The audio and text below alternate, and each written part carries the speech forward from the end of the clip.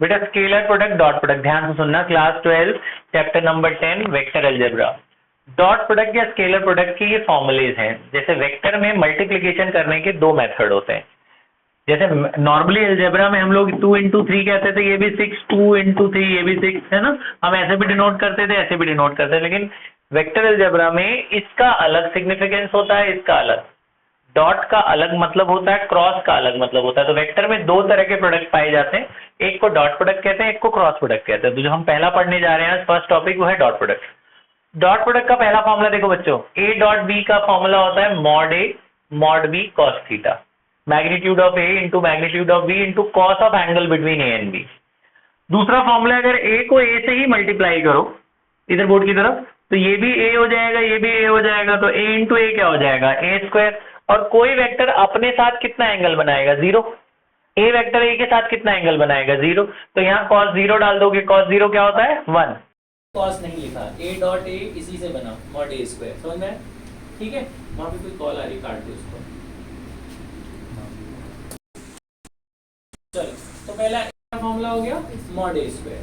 फिर दूसरा तीसरा फॉर्मूला होता है बेटा, ए अगर ए बी के परपेंडिकुलर है, रिकॉर्डिंग कंटिन्यू।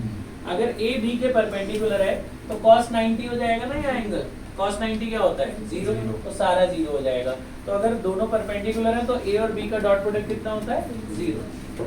फोर्थ फॉर्मूला होता है projection of A along B, A का बी के अलोंग जो प्रोजेक्शन होता है वो होता है A dot B upon mod B. Projection का मतलब अगर ए जा रहा है, ये ए जा रहा है और यहां से बी जा रहा है, ठीक है। अगर ए बी के रास्ते जाए, ये यहाँ जाए, तो इसकी वैल्यू क्या होगी? अगर ए बी के अलोंग जाए तो उसकी वैल्यू ये होगी, A dot B upon mod. Fifth formula होता है बेटा, आपको बताया था मैंने कि आई का मैग्नीट्यूड, जे का मैग्नीट्यूड और के का मैग्नीट्यूड कितना होता है, 1। अगर आई से मल्टीप्लाई करो तो सेकंड फॉर्मूला लगेगा ना, आई क्या होगा, मॉड आई का स्क्वायर। आई और आई का डॉट प्रोडक्ट क्या होगा, मॉड आई का स्क्वायर। आई की वैल्यू कितनी है, 1, तो 1 का स्क्वायर क्या हो जाएगा, 1। तो आई जे के की वैल्यू 1 होगी, क्योंकि जे भी मॉड जे का स्क्वायर हो जाएगा, जे की वैल्यू भी 1, के की वैल्यू भी 1 है। तो सेम का डॉट प्रोडक्ट 1 होता है। और आई और जे का मतलब एक्स एक्सिस और वाई एक्सिस पे कितना एंगल होता है, 90। तो एक्स और वाई मल्टीप्लाई करोगे तो परपेंडिकुलर है ना, परपेंडिकुलर का एंगल वेक्टर के डॉट प्रोडक्ट क्या होता है, 0। तो ए आई और जे को करोगे, जे और के को करोगे, के और आई को करोगे, ये सब आपस में परपेंडिकुलर होते हैं। तो आई जे के आई का डॉट प्रोडक्ट क्या होगा, 0। सेम का 1, डिफरेंट का 0। अब इनका यूज देखो, इनके ऊपर क्वेश्चंस कैसे आते हैं। पहला बेसिक क्वेश्चन बता रहा हूं मैं आपको, ध्यान सुनना। अगर आपको मॉड ए दे रखा है, मॉड बी दे रखा है और इनके बीच का एंगल भी दे रखा है, हमें बोला ए डॉट बी बताओ, तब तो आप पहला फॉर्मूला लगा देना। क्या फॉर्मूला होता है, mod A mod B cos theta. हमें डॉट प्रोडक्ट निकालना है, तो ये फॉर्मूला, मॉड ए की वैल्यू कितनी है, 5, मॉड बी की वैल्यू कितनी है, 8, थीटा कितना डिग्री था, 60, तो यहाँ थीटा की जगह 60 डाल दो, cos 60 क्या होता है, हाफ, 2 से 8 कट गया 4, ये कितना हो गया 20। तो ए डॉट बी की वैल्यू कितनी आ गई, 20। ये बात समझ में, ठीक है। अच्छा, दूसरी बात कि भाई अगर आपको वैल्यू नहीं दे रखी मॉड ए मॉड बी की, आपको वेक्टर दे दें, जैसे ये दे दिया 2i + 3j + 4k और b दे दिया 3i + 5j + 2k, ये a और b दे दिया और बोला कि आप दो चीजें निकालो, एक तो आप a डॉट b बताओ और दूसरा a और b के बीच का एंगल बताओ, थीटा बताओ।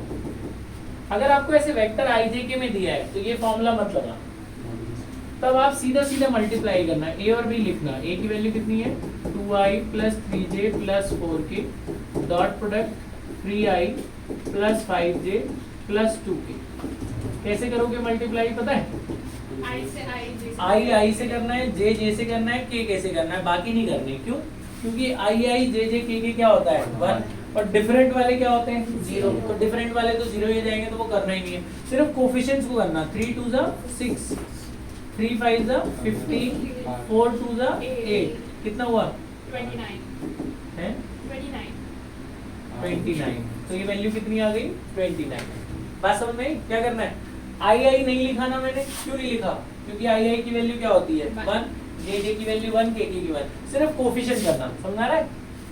2 3 से, 3 5 से, 4 2 से, आई से, जे से, के से, बस बाकी करना ही नहीं मल्टीप्लाई, ठीक है, बाकी जीरो हो जाएंगे।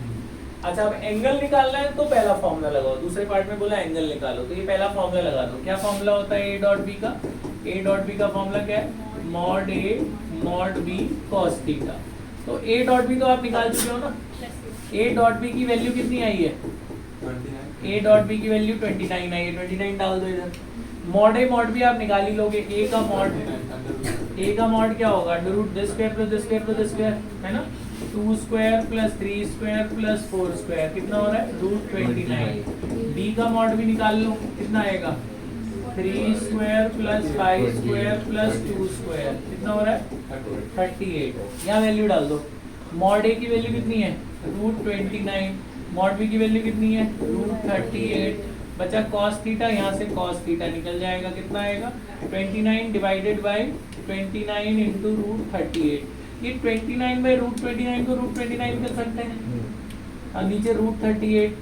आपको सॉल्व करने की जरूरत नहीं होती। कॉस अगर ये कट रहा है तो बहुत अच्छा है, नहीं कट रहा है तो आप सिंपली थीटा निकालोगे। ये कॉस नीचे नहीं दिख रहा होगा ना, थीटा तो यहाँ से बेटा सुनो, यहाँ से थीटा निकालोगे, ये कॉस इधर ले जाना, तो ये जाएगा cos inverse root 29 by root 38, ऐसे ही छोड़ देना।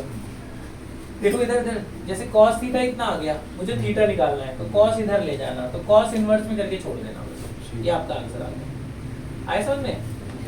ठीक है।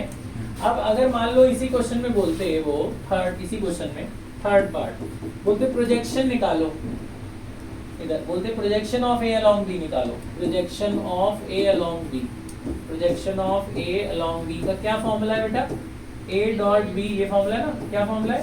A dot B upon mod B. तो ए डॉट बी तो आप निकाल ही चुके थे, कितना आया था? 29 अपॉन मॉड बी, बी का मॉड कितना आया? रूट 38। समझा? अब मान लो वो बोलता, ये खत्म हो गया क्वेश्चन, मान लो ए और बी दे दिया, बोला प्रूफ करो ये परपेंडिकुलर है, तो आपका जो डॉट प्रोडक्ट है वो जीरो आ जाता, तो परपेंडिकुलर प्रूफ हो जाता। 29 नहीं आता, जीरो आ जाता तो परपेंडिकुलर प्रूफ हो जाता ना। अरे बस तो आप इसको कुछ मत नोट करो, 10.3 पर जाओ, पहले 5-6 क्वेश्चन कर लो आपके question number 1 to question number 6 कर लो, पॉज कर दो।